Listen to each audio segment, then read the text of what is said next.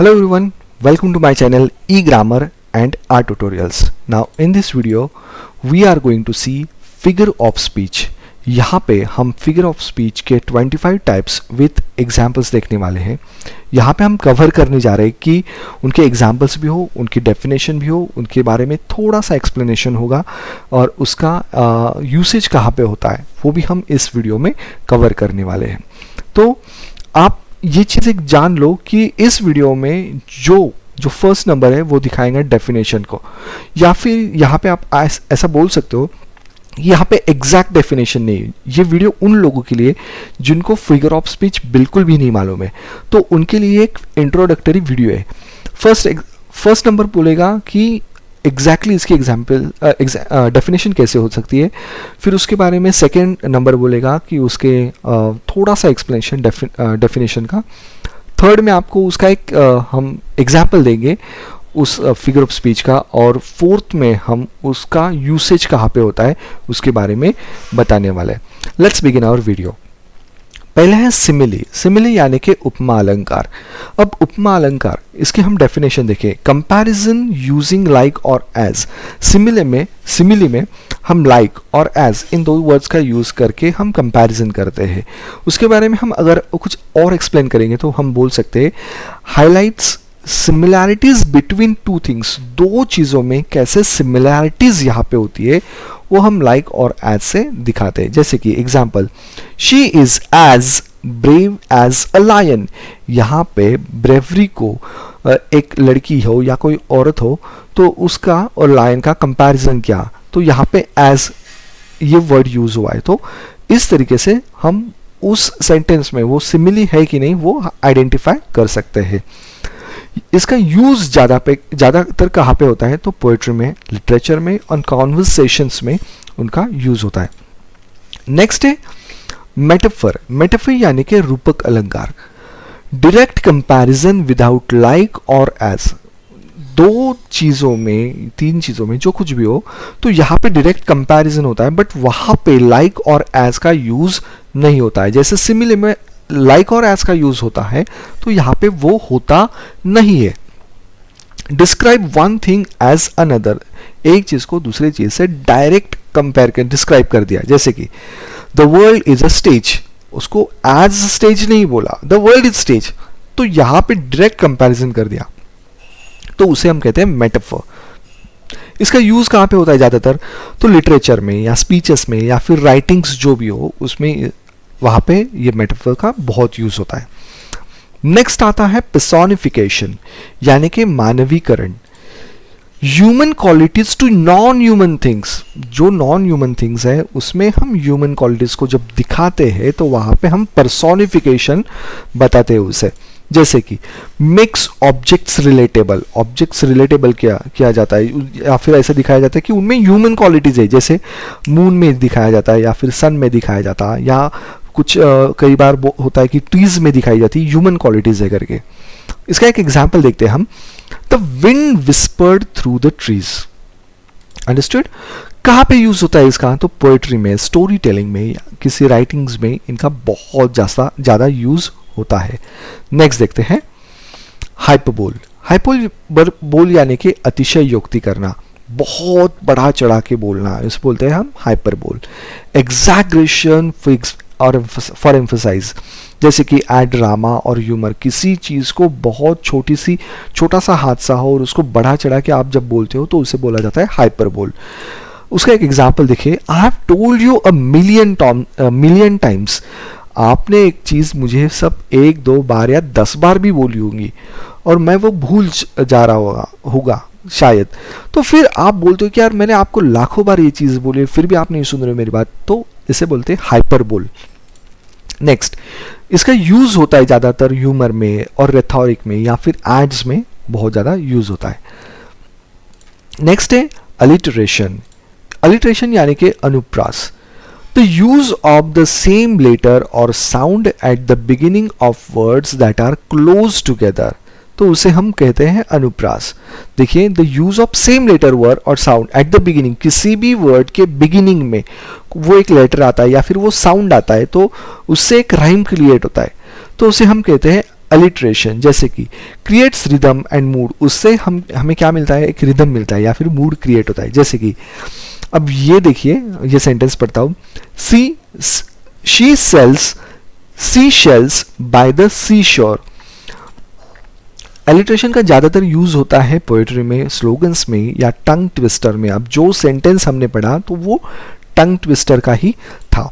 Next है, देखिए onomatopoeia, ऑनोमोटोपोइया यानी कि ध्वनि अनुकरण, वर्ड्स दैट इमिटेट साउंड्स। कोई वर्ड्स होते हैं जो साउंड को इमिटेट करते हैं, तो यहाँ पे हम बोलते हैं ओनोमोटोपिया। जैसे कि bring sense to life with sound effect, इसका एग्जाम्पल देखते हैं, the bees बज्ड in the garden. अब इस अलंकार का ज़्यादातर यूज कहाँ पे होता है, तो पोएट्री में, कॉमिक्स में, नरेटिव्स में, यहाँ पे इस फिगर ऑफ स्पीच का बहुत ज़्यादा यूज होता है। नेक्स्ट है ऑक्सिमोरॉन, विरोधाभास। ऑक्सिमोरॉन का मतलब होता है विरोधाभास, कॉन्ट्राडिक्टरी टर्म टुगेदर, मतलब क्रिएट्स ड्रामा और ह्यूमर, बहुत ड्रामा क्रिएट करता है या फिर ह्यूमर क्रिएट करता है, विरोधाभास क्रिएट करता है। जैसे कि एग्जाम्पल देखिए, डेफनिंग साइलेंस, डेफनिंग साइलेंस, बहुत विरोधाभास इसमें क्रिएट होता है।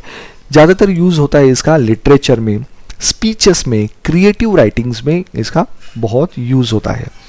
नेक्स्ट है आयरनी, शायद इसके बारे में आप जानते होंगे, व्यंग्य, opposite of what is meant, आपको जो कहना है उसके एग्जैक्टली आप जब बोलते हो तो उसे कहते हैं irony.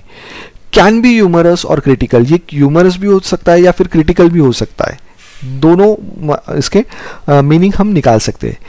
What a pleasant day during a storm, storm के दिन चल रहे हैं और आप बोल रहे हैं कि क्या अच्छा दिन चल रहा है, व्हाट अ प्लीजेंट डे, तो ये एक आयरनी हो गई, मतलब आप पूरा अपोजिट बोल रहे हो उसके बारे में। यूज होता है उसका लिटरेचर में या फिर सरकाज़म में या फिर ड्रामा में, आयरनी का बहुत यूज किया जाता है। नेक्स्ट है पन, पन यानी कि श्लेष अलंकार, play on words adds humour और क्लेवरनेस। ये एक श्लेष अलंकार जो है, पन जो है वो वर्ड्स के बारे में या खेलता है बहुत बार। तो इसका एक एग्जाम्पल देखते हैं, time flies like an arrow, मतलब वक्त जल्दी निकल जाता है, तो वर्ड को उससे एक एरो से उसको कंपेयर करके बताया गया हमने, तो वर्ड से हम यहाँ पे खेलते हैं। फ्रूट फ्लाइज लाइक बनाना, ओके। ज़्यादातर यूज इसका होता है जोक्स में, एड्स में, वर्ड प्ले में, अंडरस्टूड। देखिए अल्यूजन, अल्यूजन यानी कि संकेत, किसी भी चीज़ का संकेत मिलना, तो उसे कहते हैं हम allusion. Indirect reference to something well known, जो एकदम वेल नोन है हमारे लिए, उससे इनडायरेक्ट कंपैरिजन हम जहाँ पे करते हैं तो उसे कहा जाता है अल्यूजन, यानी कि रिलीज ऑन शेयर्ड नॉलेज। इसका एक एग्जाम्पल देखते हैं, he is a real Romeo with the ladies. अब रोमियो से उसको यहाँ पे क्या किया, एक डायरेक्ट यहाँ पे बोल दिया कि ये रोमियो है, तो वो यहाँ पर रेफरेंस दिया गया उसके बारे में, तो उसे बोला जाता है अल्यूजन। ज़्यादातर इसका यूज होता है लिटरेचर में, स्पीचेस में, पॉप कल्चर में, अंडरस्टूड। नेक्स्ट है एनाफोरा, एनाफोरा यानी कि अनुप्रास पुनरावृत्ति, यानी कि repetition at the start of clauses. कुछ क्लॉजेस का रिपीटेशन यहाँ पे होता है, स्टार्ट ऑफ क्लॉजेस, उनकी शुरुआत में इसका रिपीटेशन होता है, जैसे कि एड्स एम्फसाइज एंड रिदम, वहाँ पे हम एड्स करते हैं एम्फसाइज, बहुत उसके ऊपर प्रेशराइज जोर देते हैं, तो उसे एनाफोरा कहा जाता है। जैसे कि I have a drama, I have a drama, जो एम्फसाइज कर रहे हैं हम यहाँ पे उस सेंटेंस को या फिर उस वर्ड को, अंडरस्टूड। ज़्यादातर इसका यूज होता है स्पीचेस में, पोइट्री में और पसेसिव में। नेक्स्ट है यूफेमिज्म, सौम्य वाक्य, euphemism, mild term for something harsh, कोई माइल्ड, कुछ बहुत हार्श हो चुका है और उसके लिए एक छोटा सा माइल्ड सा टर्म हम यूज करते हैं, तो उसे कहा जाता है euphemism. Soften unpleasant ideas, passed away instead of dead, कोई मर गया तो पास, मर गया नहीं बोलेंगे हम, तो हम बोलेंगे कि गुजर गए, तो पास्ट अवे, अंडरस्टूड। और इसका ज़्यादातर यूज होता है फॉर्मल राइटिंग्स में या पोलाइट स्पीचेस में। नेक्स्ट है स्नैक्डोके, या इसे हम कहते हैं उपलक्ष्य अलंकार। ये पार्ट रिप्रेजेंट द होल, एक छोटा सा पार्ट किसी पूरे समुदाय को या फिर पूरे चीज़ों के बारे में बताता है, तो उसे बोला जाता है स्नैक्डोके। इसके बारे में हम अगर ज़्यादा बोलेंगे तो एड्स पोएटिक और सिंबॉलिक मीनिंग, यहाँ पे सिंबॉलिक मीनिंग को स्नैक्डोके से जोड़ा जाता है। जैसे all hands on the desk, on deck, तो यहाँ पे स्नैक्डोके हमने यूज़ किया। इसका ज़्यादातर यूज़ होता है लिटरेचर में, पोइट्री में और एक्सप्रेशंस में इनको बहुत ज़्यादा यूज़ किया जाता है। नेक्स्ट आता है मेटोनिमी, यानी कि पर्याय अलंकार। Related term represents an object, एक रिलेटेड टर्म होती है जो कि ऑब्जेक्ट्स को रिप्रेजेंट करती है, जैसे कि एड्स वैरायटी एंड डेप्थ। इसका एक एग्जाम्पल होगा द क्राउन फॉर मोनार्ची। इसका ज़्यादातर यूज़ होता है लिटरेचर में, जर्नलिज्म में या फिर स्पीचेस में। और नेक्स्ट आता है अपॉस्ट्रफी। अपॉस्ट्रफी यानी कि संभाषण अलंकार।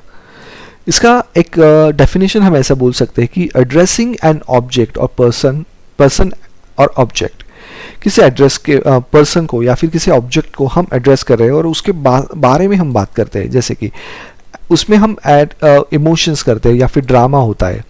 ओ डेथ, अब उसको हम मतलब डेथ को हम एड्रेस कर रहे थे, उससे हम बात कर रहे हैं, तो O death where is thy sting,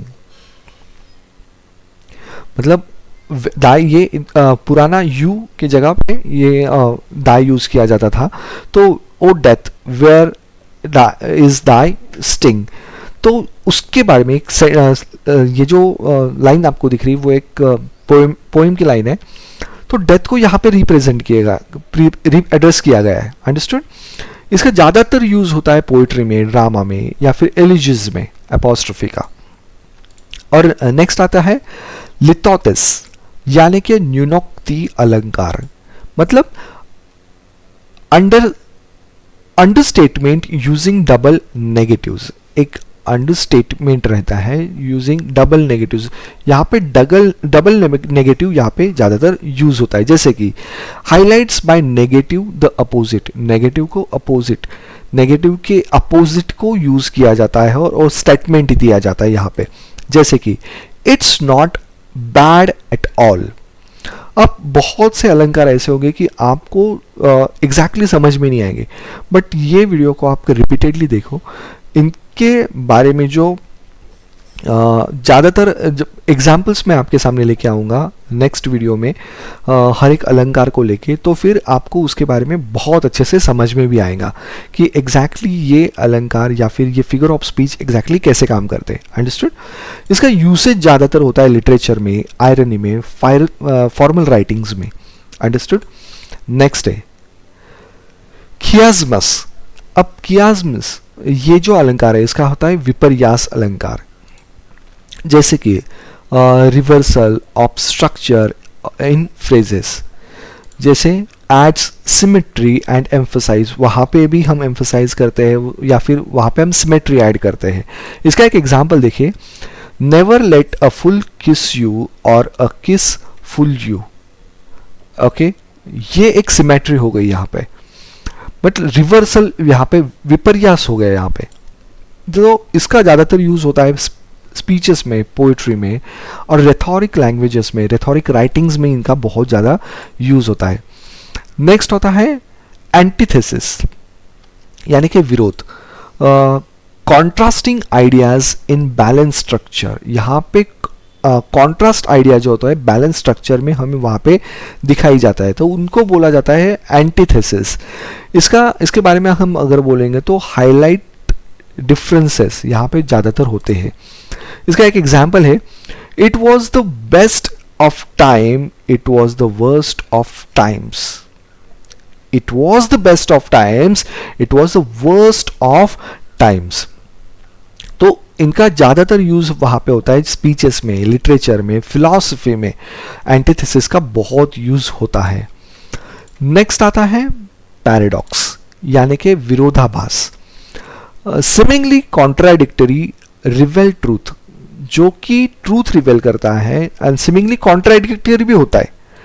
तो इसके बारे में हम और क्या बोल सकते हैं कि एनकरेजेस डेप्थ डीप थॉट, कोई भी डीप थॉट को पैराडॉक्स से हम एनकरेज करते हैं या फिर बता सकते हैं उससे।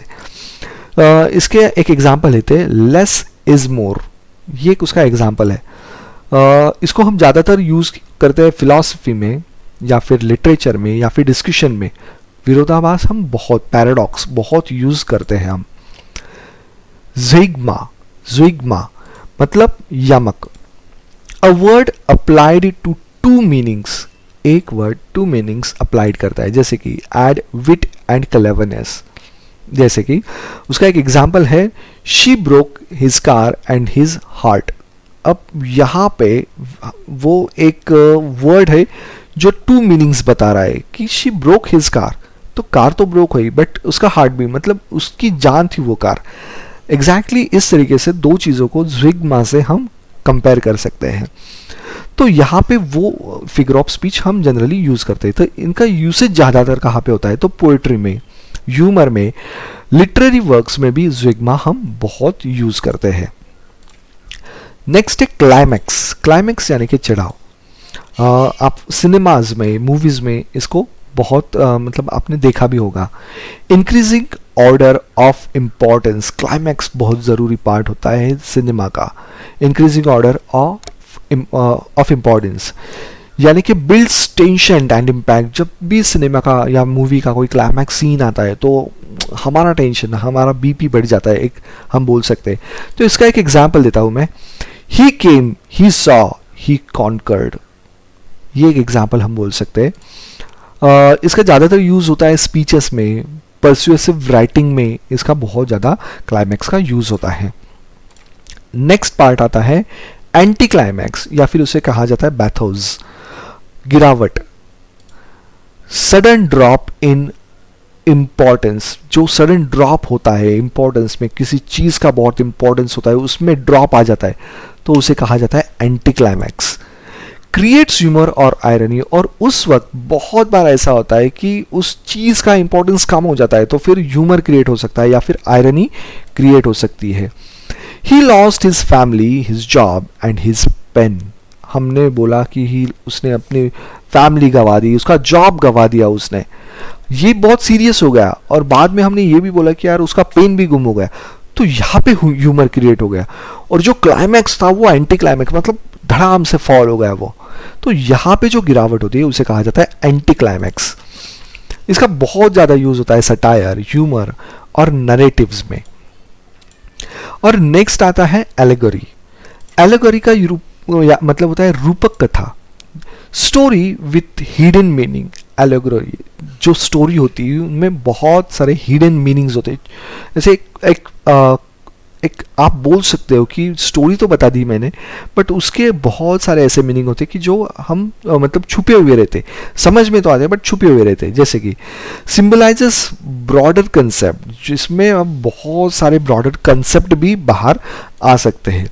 इसका एक एग्जाम्पल देखते हैं, ऑरवेल्स एनिमल फार्म। एक एनिमल फार्म का एक ड्रामा है, एनिमल फार्म नाम का एक ड्रामा है जो कि सिंबलाइज करता है ऑरवेल्स का जो एनिमल फार्म नाम का एक ड्रामा है। आप जरूर देखना, वो बहुत खूबसूरत ड्रामा है। वह जो सिर्फ एक फार्म में बैठे हुए जब सब एनिमल्स है उनके बारे में, बट वो एक वर्ल्ड वॉर 1 या 2 से रिलेटेड है वो कुछ सब ऐसा। इसका ज़्यादातर यूज़ होता है लिटरेचर में, फेबल्स में, कमेंट्री में बहुत बार इसका यूज़ होता है एलेगरी का। और नेक्स्ट है पैरोडी। पैरोडी यानी कि विडंबना, imitating a style of humour. किसी भी स्टाइल को, ह्यूमर को हम इमिटेट करते हैं, पैरोडी। और हम उसको बोल सकते हैं कि ऑफन एग्जैगरेट फीचर्स, किसी भी फीचर को या फीचर हो वो जो उसका एक फीचर्स रहता है उसको एग्जैगरेटेड किया जाता है, बहुत बड़ा चढ़ा के बताया जाता है, तो उसे कहा जाता है parody. Weird Al Yankovic's song. अब ये जो एक सॉन्ग है उसके बारे में बताया गया था, ये एक एग्जाम्पल हो गया है इसका। अब और सारे मैं एग्जाम्पल आपको नेक्स्ट वीडियोस में लेके आऊँगा। कि हर एक फिगर ऑफ स्पीच अलग से उसके ऊपर एक वीडियो रहेगा पूरा, तो फिर आपको ज़्यादा अच्छे से समझ में आएगा। तो इसका ज़्यादा यूज़ कहाँ पे होता है? कॉमेडी, सटायर, एंटरटेनमेंट में उसका बहुत यूज़ होता है। अब नेक्स्ट है एंडीप्लोसिस, यानी कि पुनरावृत्ति। Last word repeats at next clause start. Last word repeat होता है जब नेक्स्ट क्लॉज स्टार्ट होता है। एनाडीप्लोसिस या फिर एड रिदम एंड एम्फसाइज, यहाँ पे भी आप रिदम ऐड करते हो या फिर उस चीज को एम्फसाइज करते हो। अब इसका एग्जाम्पल बोल सकते हैं हम, fear leads to anger, anger leads to hit. यहाँ पे पुनरावृत्ति हुई है, एनाडीप्लेसिस, यानी कि ये जो एंगर वर्ड है ये लास्ट था इस पहले सेंटेंस का, तो दूसरा सेंटेंस शुरू होने से पहले वो वर्ड अगेन उन्होंने यूज किया। इसका ज़्यादातर यूज होता है पोएट्री में, स्पीचेस में या प्रोज में। एनाडीप्लोसिस। आई होप आपको ये सब समझ में आ गया होगा। Thanks for watching this video. Please like, share and subscribe my channel. Thank you very much.